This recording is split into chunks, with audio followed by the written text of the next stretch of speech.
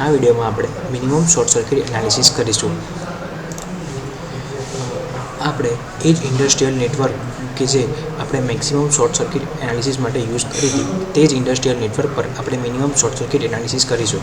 તો minimum short circuit analysis કરવા માટે તેની કન્ફિગ્યુરેશન ક્રિએટ કરવી પડશે. તો આપણે કન્ફિગ્યુરેશન મેનેજર પર ક્લિક કરીશું. ત્યારબાદ આપણે કન્ફિગ્યુરેશન લિસ્ટમાં જોઈ શકીએ છીએ કે નોર્મલ કન્ફિગ્યુરેશન છે, તો આપણે મિનિમમ શોર્ટ સર્કિટ એનાલિસિસ માટે તેની કન્ફિગ્યુરેશન એડ કરવી પડશે. તો ન્યૂ કન્ફિગ્યુરેશન એડ કરીશું. તો ન્યૂ કન્ફિગ્યુરેશન નામ આપીશું મિનિમમ. ઓકે કરીશું. તો આપણી પાસે લિસ્ટમાં 2 કન્ફિગ્યુરેશન છે. આ આપણા કોમ્પોનન્ટ્સ છે અને આ એની કન્ફિગ્યુરેશન છે. તો નોર્મલ કન્ફિગ્યુરેશનમાં આ કોમ્પોનન્ટના ક્લોઝ અને ઓપન છે, જ્યારે મિનિમમમાં બધાના ક્લોઝ છે. તો આપણે મિનિમમ શોર્ટ સર્કિટ એનાલિસિસ કરવા માટે આપણી પાસે 2 પાવર ગ્રીડ છે.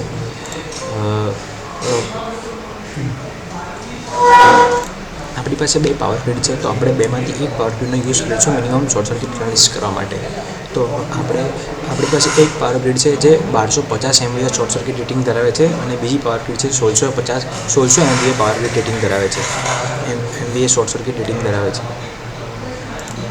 બીજી પાવર ગ્રીડ છે તે 1600 MVA શોર્ટ સર્કિટ રેટિંગ ધરાવે છે. તો આપણે મિનિમમ શોર્ટ સર્કિટ એનાલિસિસ કરવું છે, તો આપણે 1250 MVA શોર્ટ સર્કિટ રેટિંગવાળી પાવર ગ્રીડને ઓન રાખીશું અને 1600 MVA શોર્ટ સર્કિટ રેટિંગવાળી પાવર ગ્રીડને સિસ્ટમથી નેટવર્કથી અલગ કરીશું. તો તે માટે CB લાઇન 2ને ઓપન કરીશું. તો CB લાઇન 2 એ મિનિમમ કન્ફિગ્યુરેશનમાં ઓપન કરીશું. આપણે circuit breaker HV circuit breaker જોવા છે, તો બધા જ સર્કિટ બ્રેકર અહીંયા જોવા મળી જશે. ત્યારબાદ આપણે ટ્રાન્સફોર્મર T2ના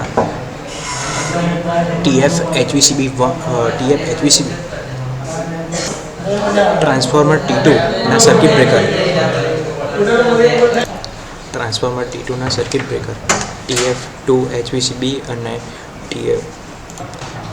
TF2 ઇનકમિંગને આપણે સર્કિટ બ્રેકરને ઓપન કરીશું. તો TF2 HVCB મિનિમમમાં ઓપન અને TF2 ઇનકમિંગ મિનિમમમાં ઓપન. તેવી જ રીતે ટ્રાન્સફોર્મર 3ના HVCB અને ઇનકમિંગ સર્કિટ બ્રેકરને ઓપન કરીશું.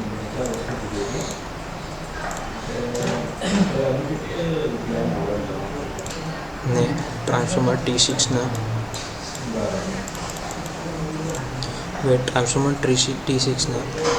HVCBને ઓપન કરીશું અને તેને LV સર્કિટ બ્રેકરમાં ટ્રાન્સફોર્મર T6ની સેકન્ડરી સાઇડનું સર્કિટ બ્રેકર ટ્રાન્સફોર્મર TF6 ઇનકમિંગને પણ ઓપન કરીશું. ત્યારબાદ ઓકે કરીશું.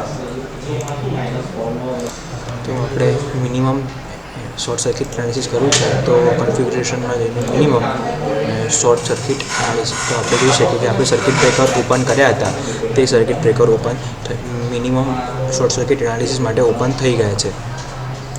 ત્યારબાદ આપણે નેટવર્ક પર શોર્ટ સર્કિટ એનાલિસિસ કરીશું.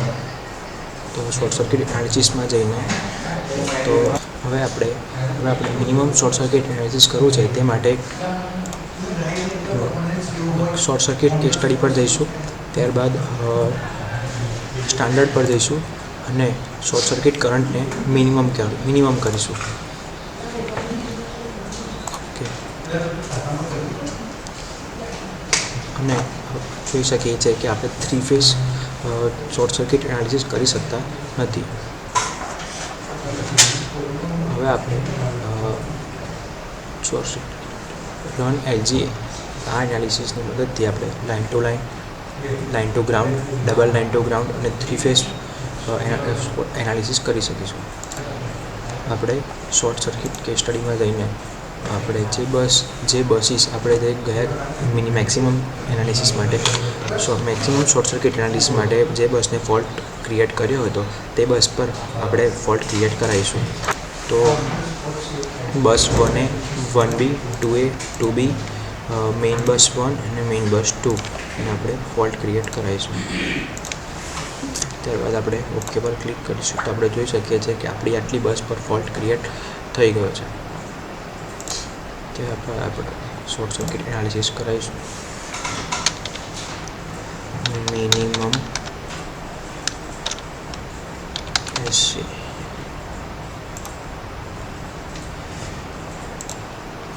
શોર્ટ સર્કિટ એનાલિસિસ કરાવીશું તો આપણે જોઈ શકીએ છીએ કે આપણું શોર્ટ સર્કિટ એનાલિસિસમાં જે રિઝલ્ટ મેક્સિમમ માટે આવતું હતું જે એના કરતાં ઓછું છે. ત્યારબાદ ડિસ્પ્લે ઓપ્શન પર ક્લિક કરીશું તો આપણે આ પ્રકારના ફોલ્ટ ટાઈપ અત્યારે આપણે 3 ફેઝ ફોલ્ટ ક્રિએટ કરાયો છે તો આપણે line to line, line to line, line to ground, double line to ground fault create કરાવી શકીએ છીએ.